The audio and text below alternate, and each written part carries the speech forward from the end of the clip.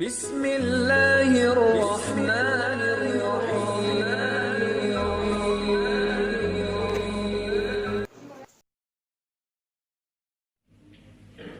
ومن يضلله فلا هادي له ونشهد أن لا إله إلا الله وحده لا شريك له ونشهد أن سيدنا وسندنا ونبينا وشفيعنا وهادينا ومرشدنا ومولانا محمدا عبده ورسوله أرسله بالحق بشيرا ونذيرا صلى الله تعالى عليه وعلى آله وأصحابه وأزواجه وذرياته وبارك وسلم تسليما كثيرا كثيرا. أما بعد فأعوذ بالله السميع العليم من الشيطان الرجيم. بسم الله الرحمن الرحيم.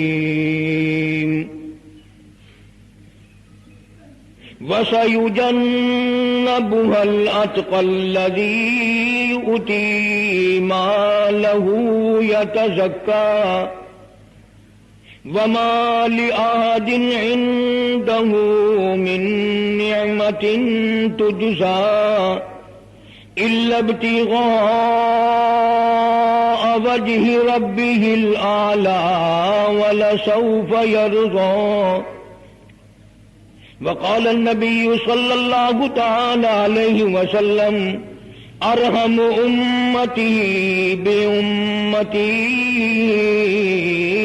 أبو بكر وأشدهم في أمر الله عمر وأصدقهم حياء عثمان وأقضاهم علي. صدق الله مولانا العلي العظيم وصدق رسوله النبي الكريم ونحن على ذلك لمن الشاهدين والشاكرين والحمد لله رب العالمين. اللهم صل على محمد وعلى آل محمد كما صليت على إبراهيم وعلى آل إبراهيم إنك حميد مجيد. اللهم بارك على محمد وعلى آل محمد كما باركت على إبراهيم وعلى آل إبراهيم إنك حميد مجيد. کئی جمعوں سے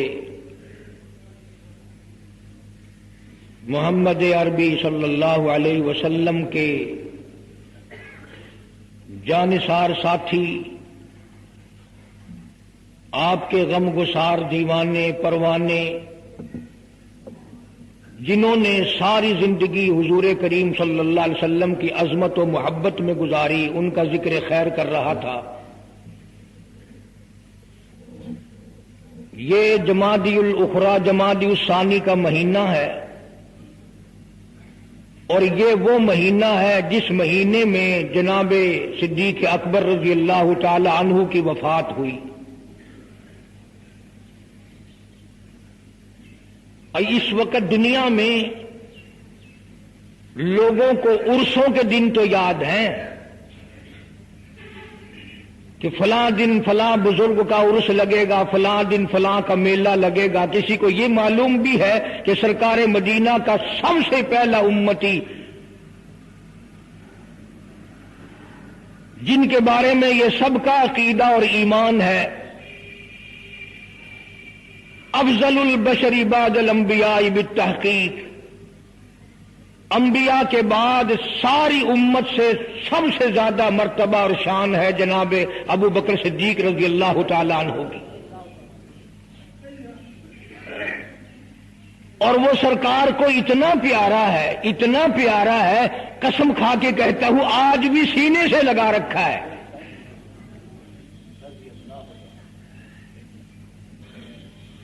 مگر ہم میں سے کون یاد رکھے کہ وہ کون سی تاریخ ہے، وہ کون سا مہینہ ہے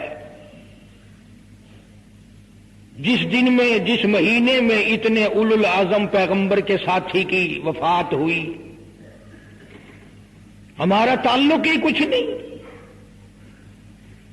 زیادہ سے زیادہ لوگ یہ اعتراض کریں گے کہ تم نعرہ تکبیر لگاتے ہو، ختم نبوت زندہ باد کا نعرہ لگاتے ہو، تم نعرہ حیدری کیوں نہیں لگاتے؟ کبھی تمہاری کھوپڑی میں یہ بات بھی آئی کہ کبھی کسی نے صدیق اکبر کا بھی نعرہ لگایا؟ پروپگنڈے کا شکار ہے دنیا۔ صدیق کے ماننے والے لوگ قبروں میں چلے گئے، جو عظمت کرتے تھے، محبت کرتے تھے۔ جناب ابو بکر صدیق رضی اللہ تعالیٰ عنہ کے بارے میں سرکار مدینہ صلی اللہ علیہ وسلم نے ارشاد فرمایا، او لوگوں، جتنے بھی تم صحابہ کرام کی جماعت ہو، جتنے بھی تم لوگ ہو، سب کے احسانات کا بدلہ میں نے دنیا ہی میں چکا دیا، ابو بکر کے احسانات کا بدلہ خدا دے گا۔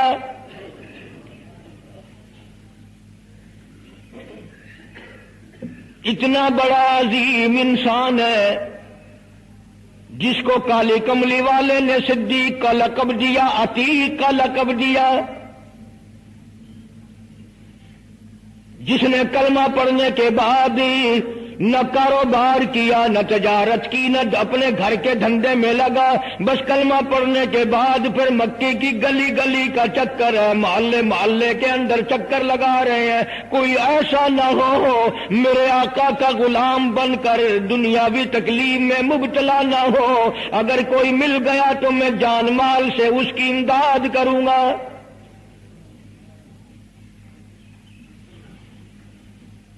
سرکار مدینہ صلی اللہ تعالی علیہ وسلم کا پہلا ساتھی، پہلا غمگسار ایسا ملا جو گلی گلی میں چکر لگاتا پھرتا ہے۔ جناب ابو بکر رضی اللہ تعالیٰ عنہ فرماتے ہیں، میں ایک محلے میں جا نکلا اور میں نے جا کے دیکھا کافروں نے ایک دیگ پانی کی بھری ہوئی ہے اور ایک 70 سالہ بوڑھی مائی کو اس میں غوطہ دیا ہوا ہے، سر پہ ہاتھ رکھ کر ڈبایا ہوا ہے۔ اپنی اولاد کے لیے تم بھی پھرو گے، میں بھی پھروں گا۔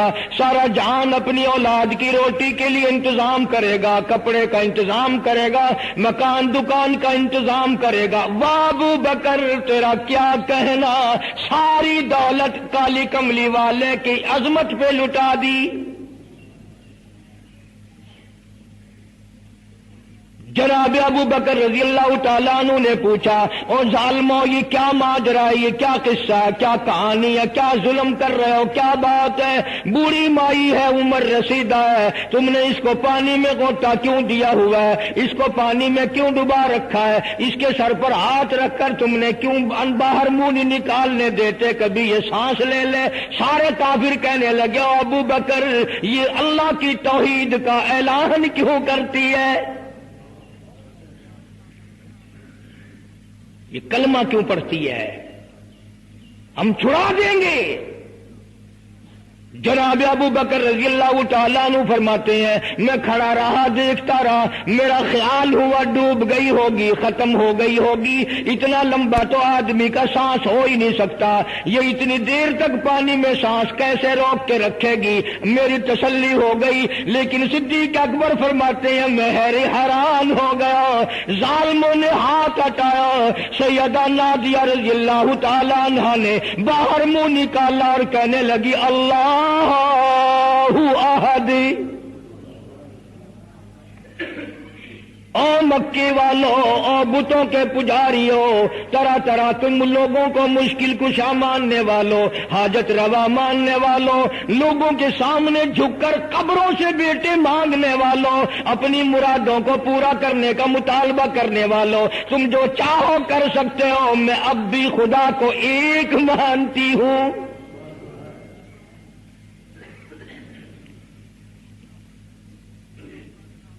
فرماتے ہیں میرے دیکھتے دیکھتے بڑھیا کو چھوڑ دیا، بیٹی کو پکڑ لیا، جوان بیٹی تھی، اس نے بھی کلمہ پڑھا تھا۔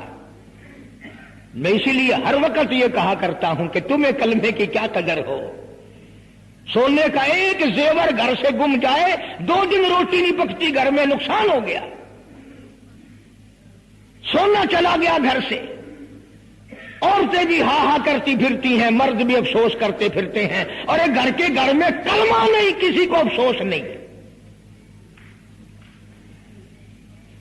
دین گھر سے نکل گیا، قرآن گھر سے نکل گیا، الفت محبت گھر سے نکل گئی، تباہی پھر گئی ساری دنیا کی۔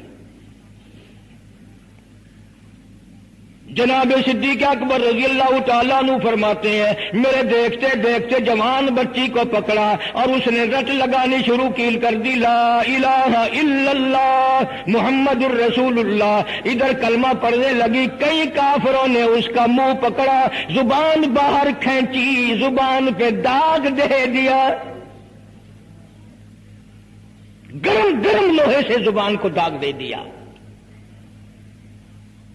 جناب ابو بکر رضی اللہ تعالیٰ عنہ فرماتے ہیں میں دیکھتا رہا، جب ظالموں نے لوہا گرم ہٹایا، اس بچی کے منہ سے پھر یہی لفظ نکلا، اللہ احد، اللہ ایک ہے۔ وہ اپنی ذات میں صفات میں یکتا ہے، وہ کسی کا محتاج نہیں، کسی کو اپنی ذات میں صفات میں اس نے شریک نہیں بنایا۔ یہ جو تمہیں کہتے ہیں نا، اور جی یہ بھی تو اللہ نہیں بنائے ہو، بنائے ہیں تو بندے بنائے ہیں نا، خدا تو نہیں بنائے۔ کلندر بنائے، بزرگ بنائے، فقیر بنائے، پیر بنائے، اور بنائے تو اس نہیں ہے نا۔ جب اسی نے بنائے ہیں اور جب وہ چاہتا ہے تو پھر ان کو موت بھیج دیتا ہے۔ جس کی موت آ جائے وہ خدا نہیں ہو سکتا، جو بیمار پڑ جائے وہ خدا نہیں ہو سکتا، جس کو پیاس لگتی ہو، جس کو بھوک لگتی ہو، جس کو نیند آتی ہو، جو پریشان ہو سکتا ہو وہ خدا نہیں ہو سکتا۔ جس کو ساری کروڑوں اربوں سال سے بھی جس ذات کو کبھی نیند نہیں آئی، کبھی اس کو محتاجی نہیں ہوئی، کبھی بھوک نہیں لگی، خدا وہ ہے۔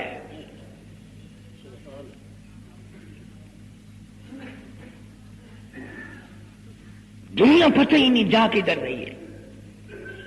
جناب صدیق اکبر رضی اللہ تعالیٰ عنہ فرماتے ہیں میں نے ظالموں سے کہا او ظالموں نہ مارو۔ کافر کہنے لگے تجھے کیا ہماری دونوں باندیاں ہیں، غلام ہیں، یا کلمہ چھوڑ دیں گی یا جان سے مر جائیں گی، اتنا تک ہم نہیں چھوڑیں گے۔ ابو بکر کی ان سے رشتہ داری کوئی نہیں، عزیز داری کوئی نہیں، قرابت داری کوئی نہیں، سکے کوئی نہیں، برادری نہیں۔ ابو بکر وہیں کھڑا کھڑا اعلان کرتا او مکے والوں مانگو جو مانگتے ہو، کالی کملی والے کی دیوانیوں کو میں آزاد کرا کے چھوڑوں گا۔ دولت میری ہو، اللہ کی توحید کے کام آئے، پیسہ میرا ہو، میں اس پیسے کا کروں گا کیا؟ میرے نبی کا کلمہ پڑھنے والی مصیبت میں رہے اور میں دولت مند بنا بیٹھا رہوں۔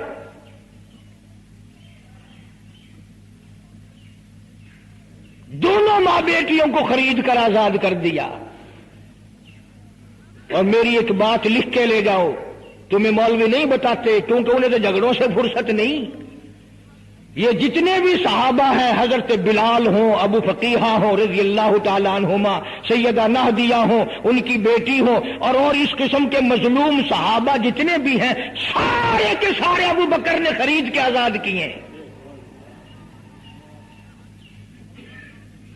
تمام کے تمام جتنے بھی مظلوم صحابہ ہیں، کمزور صحابہ ہیں، غلام تھے لوگوں کے، تمام کے تمام پہ دولت صدیق اکبر کی لگی ہے۔ اتنا دین کا عظمت والا، اتنی اسلام کی شان کا رکھنے والا کہ تن من دھن سارا قربان کر دیا۔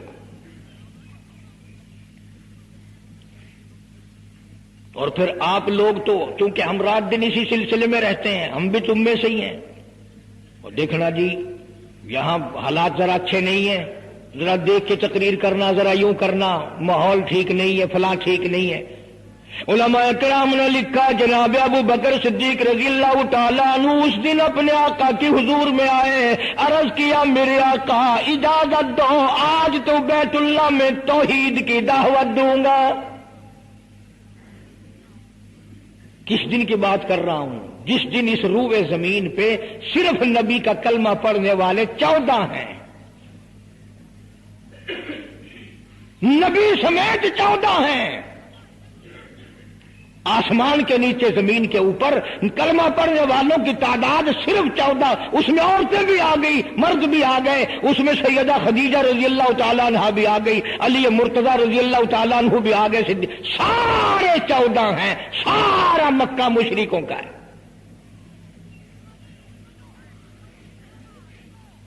حضور کریم سب کا جو صلی اللہ علیہ وسلم نے فرمایا ابو بکر تعداد بڑی تھوڑی ہے، غریب لوگ ہیں۔ اللہ اکبر۔ صدیق اکبر کو چاہیے تھا ہمارے زمانے کا کوئی ہوتا اچھا جی کم سے کم 1400 14,000 آپ جدو بن جاواں گے نا پھر ویکھاں گے۔ نہیں، صدیق اکبر نے اسی وقت عرض کر دیا میرے آقا اگر آپ حق پر ہیں اور ہم سب حق پر ہیں، اللہ کی پوجا کرنے والے ہیں، آپ کی نبوت کو ماننے والے ہیں، پھر ڈر کس بات کا؟ اجازت دو میں بیت اللہ میں آج خدا کا قرآن سناؤں گا۔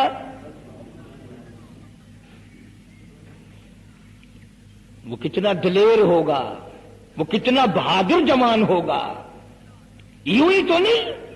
علماء کرام نے لکھا کہ پروردگار عالم جل شانہ نے جبریل امین سے پوچھا او جبریل ہر نبی کے پاس کتابیں تو نے پہنچائی، میرے پیغام دنیا میں پہنچائے، آدم علیہ السلام کے پاس تو گیا، نوح علیہ السلام کے پاس آپ گئے، ابراہیم خلیل اللہ کے پاس آپ گئے، اسماعیل ذبیح اللہ کے پاس آپ گئے، موسیٰ کلیم اللہ کے پاس آپ گئے، عیسیٰ روح اللہ کے پاس آپ گئے، ہر نبی کے پاس اے جبریل تم آتے جاتے رہے۔ آج میں خدا ایک بات پوچھتا ہوں، تیری بھی کوئی حسرت ہے، تیری بھی کوئی تمنا ہے، تیری بھی کوئی آرزو ہے، تیرے دل کی بھی کوئی انگڑائی ہے، تیری بھی کوئی کائنات میں پسند ہے؟ عرض کرتا الہ العالمین کیوں نہیں، میری بھی ایک پسند ہے۔ پوچھا کیا؟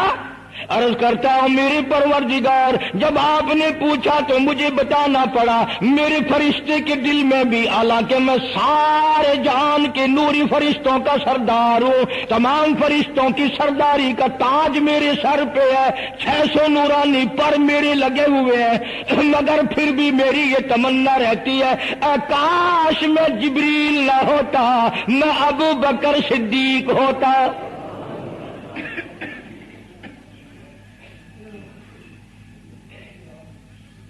کیا بات ہے! مالک کائنات نے جب نبوت سب سے نرالی دی، قرآن جیسی کتاب آسمان نے نرالی دی، تو یار بھی تو چن چن کے دیے نا۔ اسی لیے میں کہا کرتا ہوں کہ ہمارے نبی کے یار بھی نرالے، میرے نبی کے رشتہ دار بھی نرالے، میرے نبی کی بات بھی نرالی، میرے نبی کی جماعت بھی نرالی۔ کون مقابلہ کرے صلی اللہ علیہ وسلم؟ اجازت مل گئی، توجہ رکھنا۔ صدیق اکبر رضی اللہ تعالیٰ عنہ نے جب اجازت مانگی تو یہ نہیں کہ اجازت دے دی چلے جاؤ میں دعا کروں گا، یہ بات نہیں۔ صدیق اکبر کو اجازت دی جب ابو بکر صدیق رضی اللہ تعالی عنہ اٹھ کے چلے اللہ کی توحید کا اعلان کرنے کے لیے، قرآن سنانے کے لیے، سرکار بھی خود تشریف لے گئے صلی اللہ علیہ وسلم۔ اندازہ لگاؤ اس جلسے کا کیا شان ہوگا، اس کی کیا عظمت ہوگی کہ تقریر کرنے والا صدیق ہے، صدارت کے امام الانبیاء ہے صلی اللہ علیہ وسلم۔ یہی لکھا علماء کرام نے، قام ابو بکر، کھڑے ہو گئے ابو بکر، ہوا جالس النبی کریم صلی اللہ علیہ وسلم کے بارے میں لکھا آپ بیٹھ گئے۔